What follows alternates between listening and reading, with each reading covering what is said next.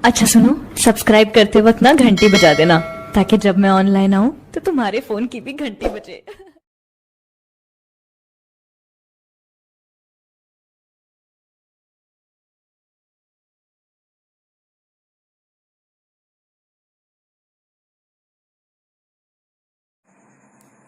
Welcome back to your dream classes.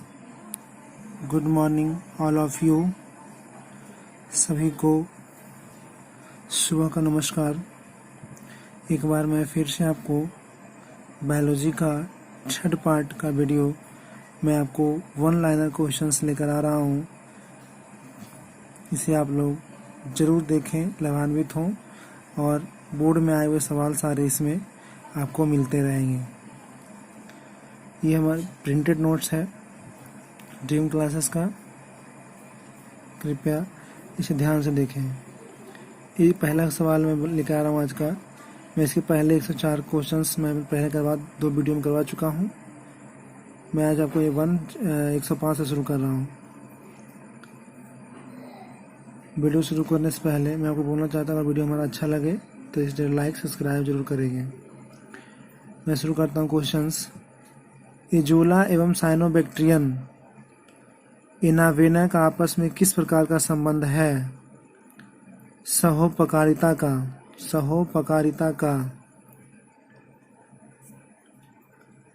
पादपों को क्या कहते हैं? उत्पादक।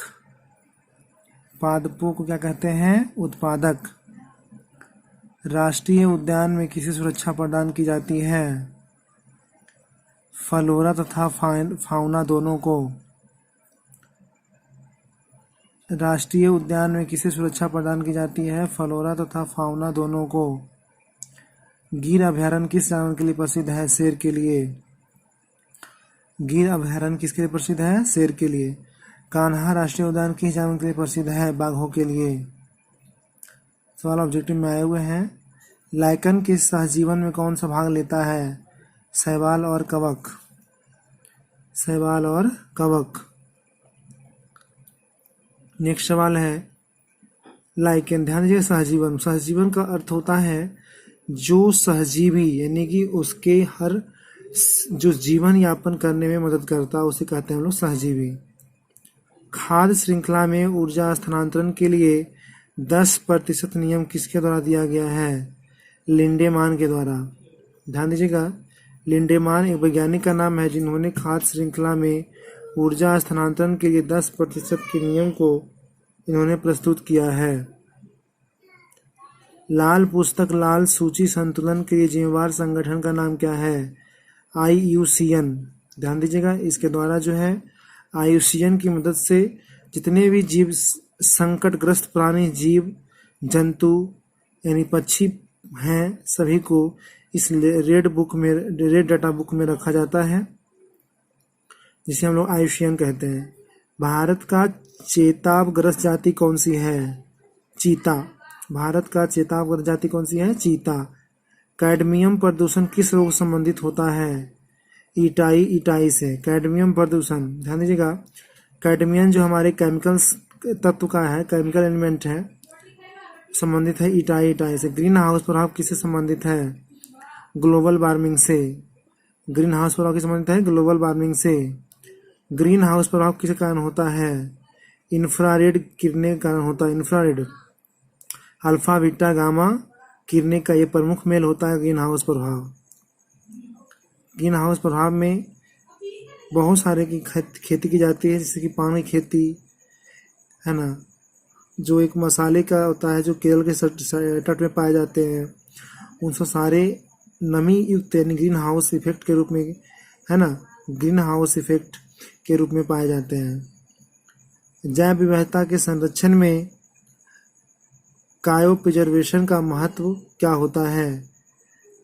कायोप्रिजर्वेशन मैं बताना चाहूँगा, यह कायोप्रिजर्वेशन जो होता है शुक्राणुओं तथा अंडाणुओं के अति तापक्रम पर इसे संरक्षित किया जाता है, मतलब सुरक्षित रखने के लिए। इसे सुरक्षित रखने के लिए, है ना, इसे क्या करता है? कायोप्रिजर्वेशन किया जाता है। अंडों को सुरक्षित रखने के लिए अति उच्च तापक्रम पर इसे जो होता है सुरक्षित रखने के लिए यह प्रक्रिया अपनाई जाती है। सियोन शब्द का संबंध किससे है? ग्राफ्टिंग से। सियोन शब्द का संबंध किससे है? ग्राफ्टिंग से। बिना निषेचन फल के विकास को क्या कहते हैं? अनिषेक जनन।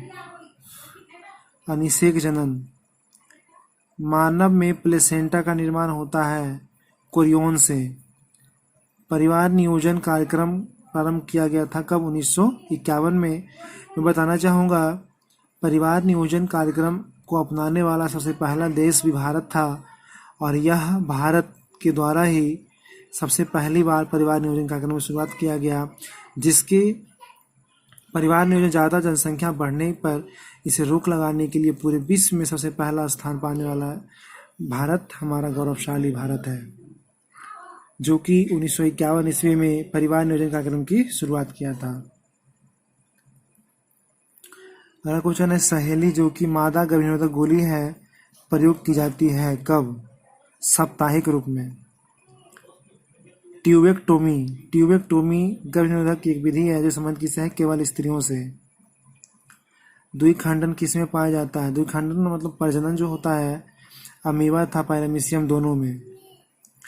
इनमें कौन केवल एक बार अपने जीवन काल में पुष्प पैदा करता है? बांस। बांस एक ऐसा पौधा होता है जो कि अपने जीवन काल में सिर्फ एक बार फूल देता है। 12 वर्ष में सिर्फ एक बार पुष्प निकलने वाला कौन है? नीला कुरिंजी। दोनों में अंतर है। अपने पूरे जीवन काल में एक बार पुष्प देने वाले कौन है? बांस। और 12 वर्ष में सिर्फ एक बार कौन है? नीला कुरिंजी। शुक्राणु के मध्य भाग में क्या रहता है? माइटोकॉन्ड्रिया। शुक्राणु के मध्य भाग में क्या रहता है? माइटोकॉन्ड्रिया। उस वैज्ञानिक का नाम क्या है जिसने वंशागति के नियम को प्रस्तुत किया था? कौन है? मेंडल, है ना। मेंडल साहब के द्वारा जो है वंशागति अनुवांशिकी के बारे में यह बताया गया था। किसी परिवार की अनेक पीढ़ियों के लक्षणों का विश्लेषण कहलाता है वंशावली विश्लेषण। क्या है? वंशावली विश्लेषण। मानव युग्मनज में नर लिंग निर्धारित किया जाता है। मानव युग्मनज में नर लिंग निर्धारित किया जाता है ना। ध्यान दीजिएगा। शुक्राणुओं के गुणसूत्र संगठन के द्वारा। शुक्राणुओं के गुणसूत्र संगठन के द्वारा। इंग्लैंड की महारानी विक्टोरिया क्या थी? हीमोफिलिक वाहक थी। हीमोफिलिक वाहक थी। अगला सवाल है आरएनए के पायरिमिडीन में क्या पाया जाता है? साइटोसिन एवं यूरेसिल। साइटोसिन एवं यूरेसिल। डाउन सिंड्रोम में गुणसूत्रों की संख्या कितनी होती है? 47। डाउन सिंड्रोम की संख्या कितनी होती है? 47, 47। ध्यान दीजिएगा इसी में से बालक जो होते हैं मंद बुद्धि के भी पैदा होने लग जाते हैं। जिस बालक पैदा होने के साथ उनके पास दिमाग नहीं होता है, उनमें यह जान लेना होता है कि वह डाउन सिंड्रोम के उनमें क्या है? कमी है। इसमें क्या होता है कि गुणसूत्र की संख्या 46 होने के साथ साथ क्या होता है? एक एक्स्ट्रा गुणसूत्र बन जाता है जिसमें वह क्या होता है? एक्स्ट्रा बन जाता है।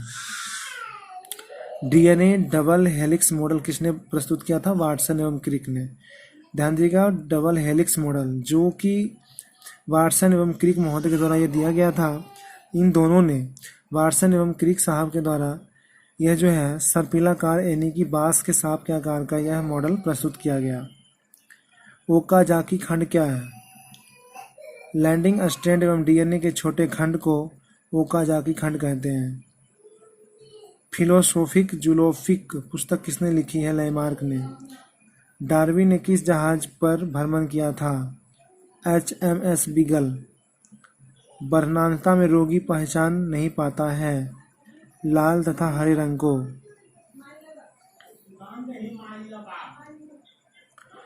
बच्चों में मंगोलिज्म या डाउन सिंड्रोम होने का कारण क्या है? ट्राइसोमी। जंक डीएनए किसको कहा जाता है? नॉन कोडिंग क्रम को। डीएनए फिंगरप्रिंटिंग का क्या कार्य होता है? पहला है संतान के सही माता पिता की पहचान करना एवं फॉरेंसिक विज्ञान प्रयोगशाला में अपराधियों की पहचान करना। संदिग्ध माता पिता जानकारी प्राप्त करना। ध्यान दीजिएगा डीएनए फिंगरप्रिंट कहा जाता है। यह वैसी प्रक्रिया होती है जिसमें उसके फिंगर लेने के साथ साथ उसकी सारी मस्तिष्क की भावना को उजागर किया जाता है कि आपके माइंड में क्या चल रहा है, आप क्या करने वाले हैं। डीएनए फिंगरप्रिंट से उसकी अनुवांशिकी की हर जनक डीएनए फिंगरप्रिंट में आ जाती है, जिससे उसकी पहचान हो जाती है।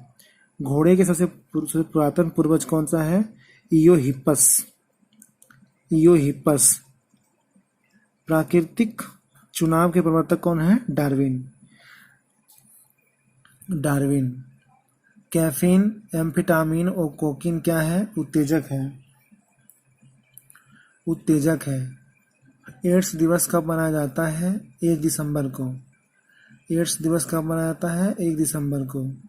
एड्स का पूरा नाम क्या होता है? Acquired immuno deficiency syndrome. Acquired immuno deficiency syndrome. HIV आक्रमण करता है किसको? टी कोशिका को। HIV आक्रमण करता है टी कोशिका को। एड्स का विषाणु HIV सबसे पहले क्या नष्ट करता है? टी लिम्फोसाइट्स को। टी लिम्फोसाइट्स को। बॉरलॉग ने किसकी नई प्रजाति विकसित की थी? गेहूं की। नॉर्मन बॉरलॉग, ध्यान दीजिएगा, जो कि हरित क्रांति के जनक माने गए हैं, इनके द्वारा नई प्रजाति का विकास किया गया था गेहूं का। क्योंकि गेहूं की प्रजाति को लाने से भारत में ही नहीं बल्कि पूरे विश्व में भी हरित क्रांति का एक महान क्रांति हुआ, जो फसल के माध्यम से संपन्न किया गया। ईस्ट किसको बनाने में प्रयुक्त होता है? इथाइल अल्कोहल को। पेनिसिलिन किसके द्वारा खोजी गई है? फ्लेमिंग महोदय द्वारा, अलेक्जेंडर फ्लेमिंग के द्वारा। पेनिसिलिन की खोज किसने किया? अलेक्जेंडर फ्लेमिंग ने। इरिथ्रोमाइसिन व क्लोरोमाइटिसिटिन किसके द्वारा प्राप्त होती है? स्ट्रेप्टोमाइसिस के द्वारा। रेबीज का टीका किसने प्रचलित किया था? लुई पाश्चर ने।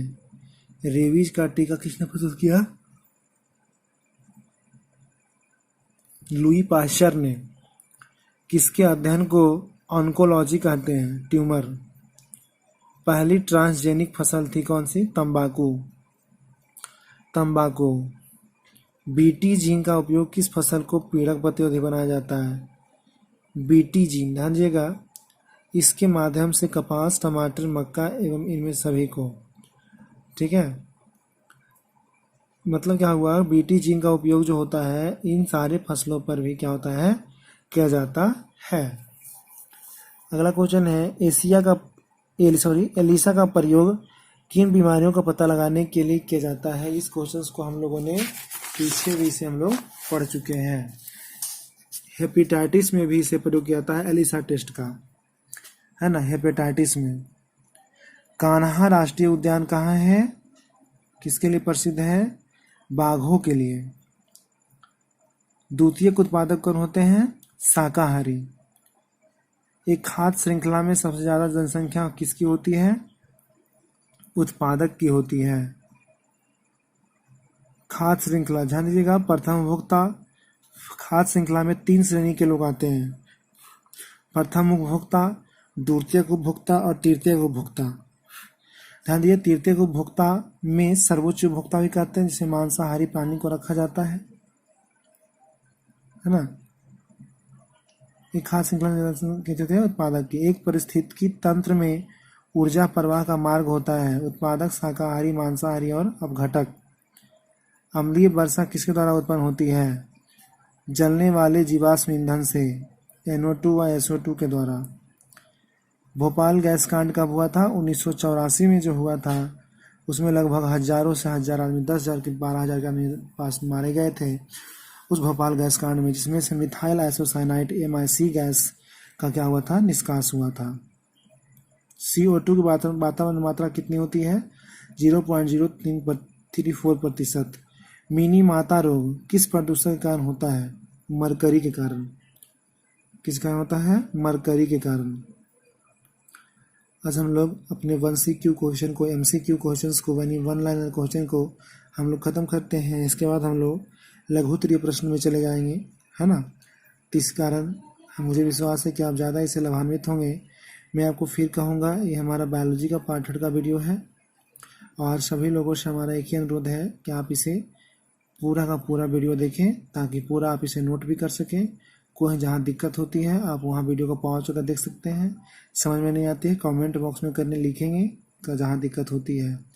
इसे आप अपने नोट कॉपी को उठा करके इसे आप आराम से नोट कर लीजिए। कम से कम यहाँ से इतने ऑब्जेक्टिव में कम से कम तो 20 से 22 ऑब्जेक्टिव आपके एग्जाम बोर्ड में बिहार BSAB में आते हैं और इससे बहुत सारे क्वेश्चंस पूछे भी जा चुके हैं। इससे सभी वर्ग के तबके के लोग, चाहे वो कॉम्पिटिटिव हो, 10th हो, 12th हो, 9th हो, हर क्लास के लोग इससे लाभान्वित हो सकते हैं। ठीक है, सभी लोगों के लिए, सभी लोगों को आज का दिन शुभ हो। घर में रहें, सुरक्षित रहें। टेक केयर, गुड बाय, जय हिंद, जय भारत।